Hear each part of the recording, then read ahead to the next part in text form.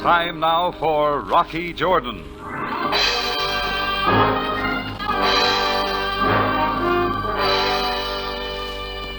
Down the street from my Cafe Tambourine, there's a place called Rakam's. You couldn't say Rakam and I were old friends. We were just old competitors. Somehow we managed to stay out of each other's way until he hired Tasana. I'd heard about Tasana. They said she was tall, tan, and terrific. That when she danced, it was like a moving bronze statue, alive and sultry. Yeah, they said her dancing was out of this world. Well, that's what happened to a couple of people who watched her. They, too, went out of this world.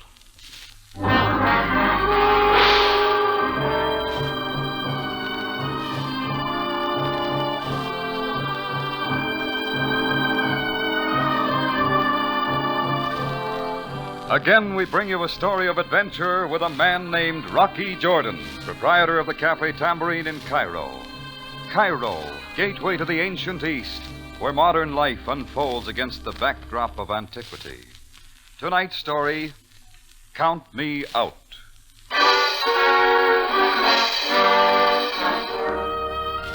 My business hadn't been getting any better since Tasana went to work for Rakam. I decided to find out why. It was a little after 1 in the morning when I locked up my place and strolled over to Rakam's to catch the last show. I made 2 stops on the way. Once when Hinnock, one of the street beggars, collared me for a coin. Then, just as I was about to push open the door to Rakam's, I ran into Barney Grogan. When he saw me, his big puffy eyes lit up like pumpkins on Halloween. Barney was a mat-burned ex-wrestler who'd taken more dives than an Olympic diving champion on exhibition. Every time you bumped into him, he had a new pitch, the kind you have to handle with fumigated gloves. I didn't want any part of him. Hiya, Rock. Hello, Grogan, and so long. Oh, now, wait a minute, Rocky. You ain't gonna give your old pal Barney Grogan a brush off, are you? How do you catch on so easy? Look, Rock, I got a deal for you, a real deal. Some other time, I got business. In Rakam's? Look, I'll give you a tip. You can't watch Tasana dance and think about business. It won't work. Oh, she's that good, huh? Sensational, Rock, sensational. But look, why don't you give it the go-by for tonight? I got a red-hot idea. Money in it. Little proposition I want to talk over with you. Beat it, Grogan. I'm not in the market for any of your deals, hot or cold. Rocky, so help me if you'll just let me give you the inside... Now remove that overstuffed fist from my shoulder, huh? Okay, Rock. Go on in and give Tasana the once-over. But I'll be seeing you later. Yes, sir. You're going to be wanting in on this deal, so I'll be waiting for you. Well, don't do it around the Tambourine. It's closed for the night. Closed, huh? Okay, Rock. Okay, I'll see you. A couple of Arabs in flowing white robes eased past us and went inside. But what was behind them caught my eye. There were 2 men. One walked 2 steps behind and to the left of the other. I got the feeling they'd measured it that way. Both wore pinstripe pants, well-tailored afternoon coats, and ascots. They weren't winking at me. Those were really monocles. I followed them on inside. Tasana had just finished her number, and the customers were hanging on the ropes. Rakam was standing over by the bar, grinning like an undertaker on his day off. I worked my way through the crowd and found a small table in the rear. Rakam spotted me and came over. He slipped his round body into a chair and tucked his watch charm under the table. Well, Rocky, it is not often you honor me with your presence. Rakam, I don't have to ask you how's business. No. No, you need not ask. Is this not wonderful? And I owe it all to my little Tisana, my beautiful little flower, my adorable... Your adorable little gold mine. Yes, my adorable little gold mine. How about letting her do a couple of guest shots in my place, Rakam? Tisana, I should let her go to you. Rocky, you take me for a fool? Surely you must be joking. Yeah, sure. I was just joking. May I sit down, Mr. Jordan? Tisana, my dear, of course, do sit down. Tisana, this is my old friend, Rocky Jordan. Yes, I know. I've heard much of you, Mr. Jordan. Well, I wouldn't classify you as top secret, Tisana. Mr. Jordan was just telling me, my dear... Rakam, would you mind leaving us alone? I would like to talk to Mr. Jordan. Alone, Rakam. Very well. But remember, Tisana, you must change your costume for the next number. I will not be long. Well, I will see you later. Don't hurry, Rackham. Oh, what's on your mind? I need help, Mr. Jordan. I've been threatened. And what you need's a bodyguard or a private eye. I'm not for hire. Please, Mr. Jordan, listen to me. Why don't you take it to the police? No. No, I don't want the police involved in this. Private matter, huh? Mr. Jordan, look, over there. You see that man sitting at the table near the door? The tall, handsome man with the monocle. He is Count Frasino. Oh, yeah. I hadn't recognized him before. You do not know him? I'll admit he stands out in a crowd. What's with the monocle and striped pants? He's an Italian nobleman, Mr. Jordan. A very old family. Who's the carbon copy with him, his brother? No. He's Count Frasino's personal secretary. They're always together. His name is Romani. And what about the Count? Has he been sending you little mash notes? Mr. Jordan, I can't tell you now. Will you come to my dressing room after the show? Look, lady, I said I wasn't for hire. Very well. But I am certain we can make other arrangements. Thank you, Mr. Jordan. I'm so happy you like my number. If you would care to stay, I will dance especially for you. Huh? Oh, Romani's paying us a visit, huh? Okay. Yeah, I could use a floor show like you over at my place, Tisana. Business has been kind of falling off lately. I'm honored, Mr. Jordan, but my contract with Mr. Rackham, you know, I don't think he... I trust I am not intruding. Huh? Oh, Romani, it's you. What do you want?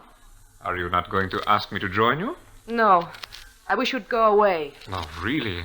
I did not mean to offend. I only... Mr. Jordan and I are discussing business. Can't you see that? Yes. Then I will deliver my message and leave you. Very well. What is it? Count Frasino wishes you to join him at his table immedially. You will tell the noble Count that I do not wish to see him. Tisana, I beg you No. Now, I wish you'd leave me alone. Do you understand? Yes. Yes, I will go. I will go. Mr. Jordan, will you come to my dressing room later? Well, I said before I wasn't for hire, but... Then, as a friend, I will be most appreciative. Look, Tisana, your boss Rackham's over there trying to catch your eye. I think the customers are getting anxious. Why don't you go get ready for your number? Yes, I know, but... I haven't seen you dance yet, you know. You will wait here for me? Sure. Now, slip into the Seven Veils, will you? Rackham's having a nervous breakdown. Tisana eased out of the chair and went back to the dressing room. Rackham took a handkerchief out of his pocket, mopped his brow, and scurried around to his customers, informing them that the beautiful Tisana would be out on the platform soon. I leaned back in my chair and waited. But I never did see Tisana dance. Happened to glance over to the front entrance and caught sight of Hinnock, the beggar. He was motioning to me, so I went over. Mr. Jordan, Yeah? you must go quickly. There is something wrong at your cafe. My cafe? What are you talking about? It's closed. Yes, I know. But as I was walking by a few moments ago, I saw a light inside, and there was a shot. Shot? Yes, I heard it. I swear, Mr. Jordan, it came from your cafe. Okay, Hinnock, come on. The beggar, Hinnock, and I ducked out of Rackham's place and ran down the street to my cafe. When we got there, the place was dark and quiet. We slipped around to the side door. It was open. I'd taken 3 steps into the cafe when a flash of light cut across the room.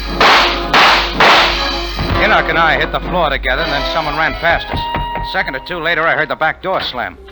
I got up, walked over, and turned on the lights. The cafe was empty. Hinnock had disappeared. A minute later, he came running out of my office. Mr. Jordan, come, look. What's up, Hinnock? In here, Mr. Jordan, your office. Oh, I don't see anything. No, look. There on your desk, Mr. Jordan. Lying on the blotter on my desk was a gun. Not just any kind of gun. It was shiny and new and had all the earmarks of an Italian dueling pistol. I picked it up. It was a dueling pistol, all right.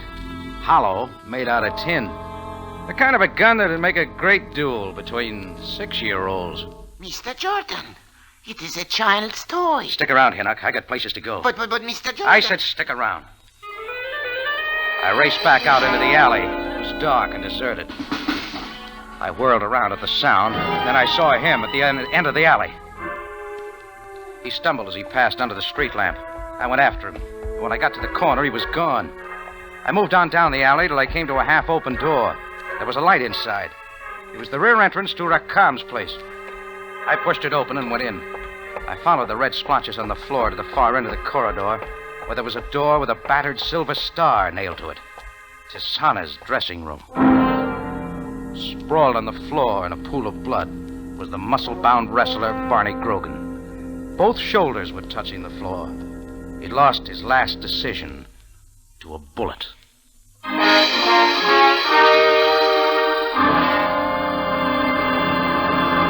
Rocky Jordan will be back in just a moment. Yes, it was mighty good news when you listeners indicated by your letters that you wanted Rocky Jordan back on the air. So we've put him in one of the outstanding mystery lineups in radio. Over your CBS station every Sunday night, you'll hear not only Rocky Jordan, but Sam Spade, Dashiell Hammett's Great Private Eye, and The Whistler, one of the most popular shows on the air. Remember, this half hour each Sunday evening will be the time for Rocky Jordan.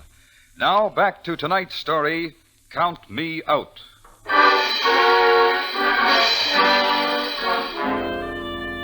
Barney Grogan was dead, all right. You wouldn't need a certificate from the Cairo Health Department to prove that. I glanced about Tisana's dressing room. There was nothing there that told me anything. I closed the door behind me. The crowd out front was calling for Tisana. I skirted my way around the crowded tables and opened the door to Rakam's office. He was sitting at his desk. Across from him sat Romani, Count Frosino's right-hand man. They were surprised when I walked in, and even more surprised when I picked up the phone and dialed for the police. Rocky, who are you calling? The police? No, nothing to get excited about, Rakam. Just a small case of murder. Murder, did you say, Jordan? Yeah, Romani. The corpse is here. Here? Jordan, you are joking. Cairo Police, Captain It is Sabaya. impossible. There has been no Relax, murder. Rakam. Hello, Cairo Police, Captain Sabaya. Sam, this is Jordan. Can you come on? Rocky, what is going on? You must tell me. Shut up, Rakam. Hello, Sam. Yes, what is the matter? Speak up, Jordan. Sam, get out your notebook. Somebody's done it again. There's a body in No, Rakam's this is place. some kind of a trick of What yours, are you Jordan. talking about? You want to ruin my business. Will you shut up? Jordan, what is going on there? Put on your open-toed sandals, Sam. Rakam's place. Tell you about it when you get here. Rocky, what is this all about? There's a dead man backstage, Rakam. In Tisana's dressing room. Tisana? In Tisana's dressing room? Yeah, Romani. Character named Barney Grogan. Oh, by the way, where is Tisana? I don't know. She should be doing her number now. Well, she's not. And your customers are getting pretty restless. How did you find out about this dead man, Mr. Jordan? It's a long story, Romani. Wait, where are you going? Back to my cafe. I have an important matter to look into. Give my regards to Sabaya. I made it out the front door through a crowd of impatient customers. They were shouting for Tisana. I walked down the block to my place. As soon as I entered the tambourine, I knew something was wrong. The lights were still on, but Hinnock wasn't around. Then I heard it. The sound was coming from the closet under the stairway. I went over and unlocked the door. Hinnock spilled out. Mr. Jordan. All right, Hinnock. What happened? I do not know. I heard a noise. I became frightened. I went to this closet to look for a stick, something to defend myself. Okay. While you were rummaging around in the closet, somebody came up from behind, shoved you in, and locked the door. Yes, that is it, Mr. Jordan. I did not see who it was. It happened so quickly, but, Mr. Jordan, I heard something peculiar. It was the voice of a young boy. Wait a minute. On my desk. Where are you going, Mr. Jordan? Come on. The toy gun was gone. Hinnock and I searched the tambourine from top to bottom, but neither the gun or its owner was around. I locked up the cafe for the second time in one night and went back over to Rakam's place. Sam was already there. Found him in the hall just outside of Tisana's dressing room. Part of the crowd from the cafe had filtered in. They were milling around, trying to get a look at the corpse in the room. Rakam was there, wringing his hands. Romani was there, too. Well, Jordan, we have been waiting for you. Hi, Sam. A little important business to take care of in my own cafe. You found the body, is that right, Jordan? Yeah, I found Barney Grogan. Rocky, my friend. Tell him I had nothing to do with it. All Tell right, him I did Rakam. not... Simmer down. Jordan, let us go into the room. Romani, you and Rakam, too. Sergeant Greco, you will clear this hallway. All right. Now, Jordan, From the beginning, Sam? from the beginning. Okay. Somebody broke into my cafe tonight, not more than 20 minutes ago. Hinnock the baker told me about it. Enoch told you about it. Yeah. I was here at Rakam's, believe it or not, waiting for the floor show. Go Go on. When I got back to the Tambourine, the side door was open. I walked in just as the fireworks began. There were 3 shots. Who fired? I don't know. The place was dark. After the shots, I ran out into the back way and saw a guy weaving up the alley. I trailed him here to Tisana's dressing room. That's how I found him. What was Barney Grogan doing in your cafe? I don't know, Sam. Captain, Yes? when Count Frosino and I entered this cafe earlier this evening, I saw Mr. Jordan speaking to this man, Barney Grogan. Oh? Yes, they were standing in the entrance. Oh, I knew you'd bring that up, Romani. What did Barney Grogan want with you, Jordan? I don't know, Sam. I didn't give him a chance to tell me. Some sort of a deal he had in mind. I see. I told him to take his business somewhere else. That was the last time I saw him alive. Mm-hmm. Go on. Go on. What else, Sam? I told you I found him in here, and that's when I called you. Mm-hmm. Rakam, Huh? Yes, Captain. this girl Tisana, where is she? I do not know. I swear it. She disappeared. Was this man Barney Grogan a friend of hers? I do not know, Captain. I have seen him here at my cafe a few times. He spoke to her, yes, but... Captain Sebaya, may I interrupt? What is it, Romani? Tisana. She also spoke with Mr. Jordan this evening. When I went to their table, she sent me away. She said they were discussing a private matter. Oh, you're a jewel. You're positively bubbling over with information, aren't you? Well, Jordan? Sure, Sam. Rakam introduced me to his little gold mine. How about it, Rakam? Yes, but... But what, Rakam? Well, Rocky. All right, Rakam. What he's trying to say, Sam, is that Tisana brushed off Rakam. She told him she wanted to discuss something with me in private. Is that it, Rakam? Yes. And what was this little private matter she wished to discuss with you, Jordan? You're going to hate me, Sam. I don't know that either. She never got around to it. Jordan, just how much of a fool do you take me Sam, for? all she told me was that she'd been threatened. Threatened by a man named Count Frosino. That is a lie. Okay, Romani, it's your ball. You run with it. Well, Romani, Don't you see, Captain? Mr. Jordan is only trying to confuse the issue. Count Frosino has nothing to do with this, and I fail to see how the girl Tisana is involved. Just because this man's body was found in her dressing room... just a minute. What was Count Frosino doing here this evening? He was here, was he not, Rakam? Yes. He has come to my cafe every evening for the past week. Why not, Captain? My noble employer is enjoying a holiday. Does it seem strange that he should want to visit the cafes of Cairo? Where's the noble character now, Romani? He has returned to his villa for the evening. I myself saw him to his automobile a few moments before you came into Rakam's office to call the police, Mr. Jordan. Yes, that is true, Captain. Romani was settling the check of Count Frosino when Mr. Jordan came into the office. Which brings up another important little item, Captain. After Mr. Jordan called you, he rushed back to his cafe. Should you not ask him why? I went back to stock up on toothpicks, Sam. Does that satisfy you? No, it does not. I didn't think it would. Well, I see no point sticking around here. Where are you going, Jordan? Out to make a social call, unless you have an official word to utter, Sam. No. But I would like to see you in the morning, Jordan. You'll write it down somewhere so I won't forget, Sam. Good night, gentlemen. Inside of 5 minutes, I was in the back seat of a cab heading toward the west end of Cairo. Between the bounces, I tried to put the loose ends together. A murder, a toy gun, a missing dancer. It all made an interesting puzzle. I figured the missing pieces might come from an Italian named Count Frosino. Shortly before 2 a.m., the cab pulled up in front of a 50-room shanty on the outskirts of town. I told the driver to wait, ran up the marble steps to the front door, and started leaning on the bell. A minute or so later, a prune-faced old native opened the heavy paneled door. Yes? What is it, Effendi? Oh, just tell your boss that a man named Jordan wants to see him, huh? I am sorry, Effendi. Count Frosino cannot be disturbed. Oh, he won't mind, just this once. No, wait. You cannot come in. Let's not be antisocial. No, I will call the guards. No. I said this was important. Please, Effendi, please, you must not disturb Count Frosino. Never mind, Gadar. You will let the gentleman enter. I looked up to see Count Frosino standing at the end of a long corridor. The striped pants and ascot had been replaced by a gray flannel sport coat and midnight blue slacks. But the monocle was still firmly in place. He nodded for me to follow him, and we worked our way past a display of marble statues that would put the Cairo Museum to shame. He opened a big oak door, stepped aside, and I entered what might have been either Grand Central Station or his study. Something caught my eye, and I unconsciously ducked.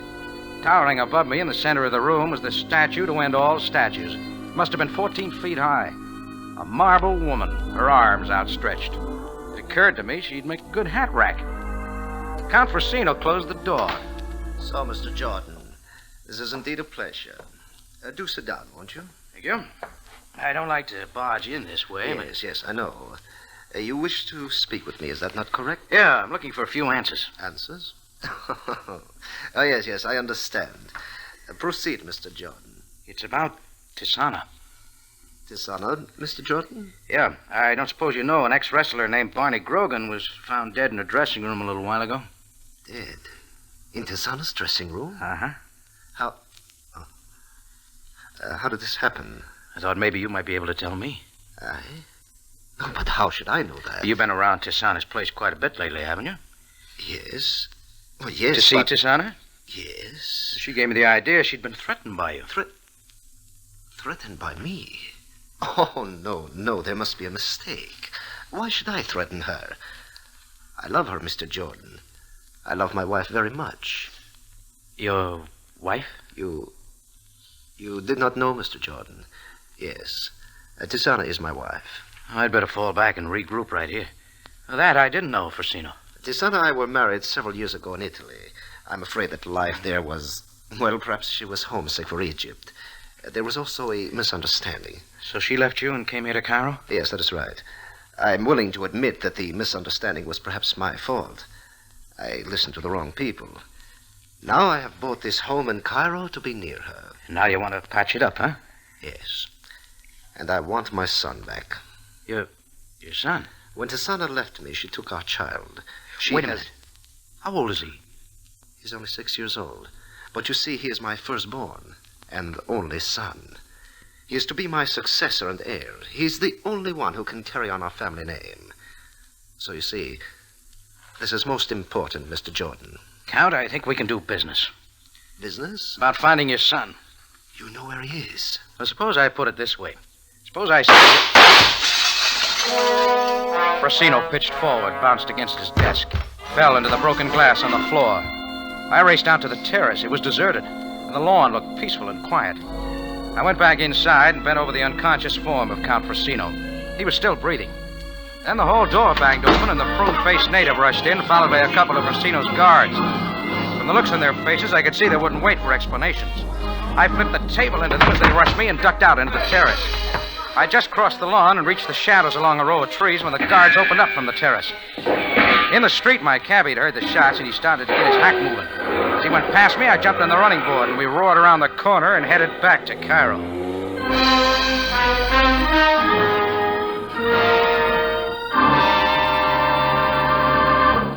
Rocky Jordan will be back in just a minute. Here's a note of importance to listeners who like top-drawer mysteries. Rocky Jordan has joined Sam Spade and the Whistler to make this CBS threesome the best mystery block on the air. Remember that this is the time you'll hear Rocky Jordan every Sunday night. And you'll want to hear, too, Sam Spade and the Whistler. Remember this threesome in top-notch mystery adventure on CBS. Now for the ending of tonight's story.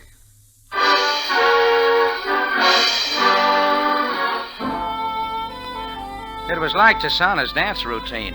You couldn't wind up the show without the final climax to keep the customers happy. And I wanted to give Sam Sabaya his money's worth. Now, when the cab and I had made it back to town, I pulled up at the nearest phone booth. The cabbie pocketed his change without a smile and roared away. I did find some nickels. Cairo Police, Captain Sabaya. Jordan, Sam. If you want to wind up the Barney Grogan affair, I've got the missing pieces. What's that, Jordan? Meet me at the corner of Shariah Ramar and Delhi Road. Don't stop to bring popcorn. Never mind, Jordan. I believe I can wind it up right here. Say that again, Sam. My men picked up the dancer Tisana 20 minutes ago. She was getting on the train for Alexandria. She, wasn't alone, was she, Sam? No, as a matter of fact, Jordan, she About had... 6 years old, huh, Sam? I'd even bet he was carrying a toy gun. How did you know, Jordan? I'll fill in the details later. Now get rolling, will you, Sam?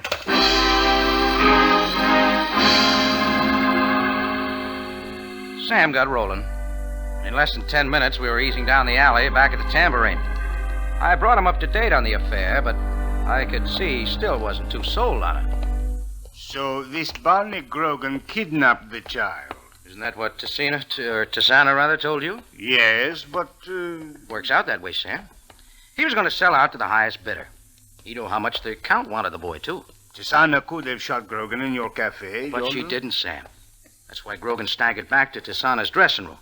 Since he knew it was all over for him anyway, he wanted Tisana to have her boy. He told her where to look. That is her story, yes. All right. So while I'm over at Rakam's calling you, she ducked back to my cafe, picked up the boy, and beat it. Now, if you... Just a minute, Jordan. What's up, Sam? A light in your cafe. I saw it a moment ago. Yeah, that must be... There it is again, Sam. It's upstairs. Come on. I pushed open the alley door to the tambourine. Sam and I slipped inside. As we crossed the darkened room, we could hear someone moving around up above, from room to room. Then the footsteps came closer. He was walking down the balcony. I switched on the lights. Romani stood there at the head of the stairs, his mouth wide open. Just as he brought his gun up, Sam fired. Romani folded in the middle, reached out for the banister, missed, and plunged headlong down the stairs. Well, that's the way it ended. Before Romani died, he filled in the missing pieces. He figured on killing Count Frasino, then taking the boy back to Italy. Once there, he could become the boy's guardian and also take care of the Count's king-sized estate. He hired Barney Grogan to do the job, but Barney held out for more money, and Romani threatened him. Grogan got scared and came to me. When Romani saw the two of us talking in front of Rakam's place, he figured he'd have to act fast, so he caught up with Grogan at my place. He'd have gotten the boy then, too, if I hadn't walked in. Well, later at police headquarters, Sam still had a couple of questions. Jordan, how did you know he was coming to your cafe tonight? Oh, it was a long shot, Sam. I figured the guy who had tried to knock off Count Frasino had overheard part of our conversation out there. From the way I'd talked, I guessed he must have thought the kid was still in my cafe and that he'd rush back to my place on the double. There is one more thing, Jordan. Yes, Sam? Why did you not mention this boy when I talked to you at Rakam's place earlier this evening? Sam, who ever heard of reporting a cap pistol to the police? Jordan. Look, Sam, the deal was earmarked kidnap from the beginning. You know I don't like to become involved in those things. Jordan, I know you like to keep certain things to yourself. And I know that when there is a kidnapping, there is also ransom or reward. You did not have this in mind, of course. Sam, my boy, I haven't made a nickel on the deal, so help me. Not yet, anyway. But I've been around here long enough to know that when anyone comes out ahead on one of these deals, it is always Rocky Jordan. Tell me, why is that? That's a good question. It's a very good question.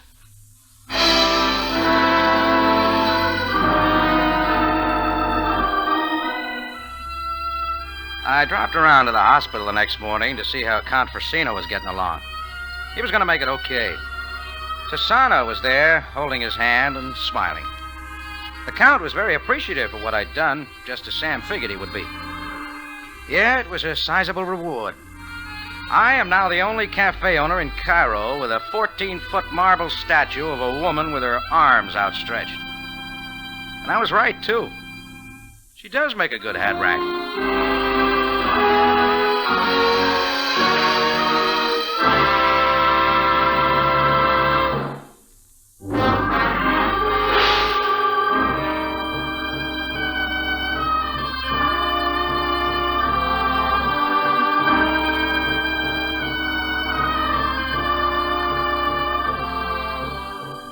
Rocky Jordan is presented from Columbia Square in Hollywood and stars Jack Moyles in the title role. Tonight's story was written by William Frug, produced and directed by Cliff Howell, with original music by Milton Charles.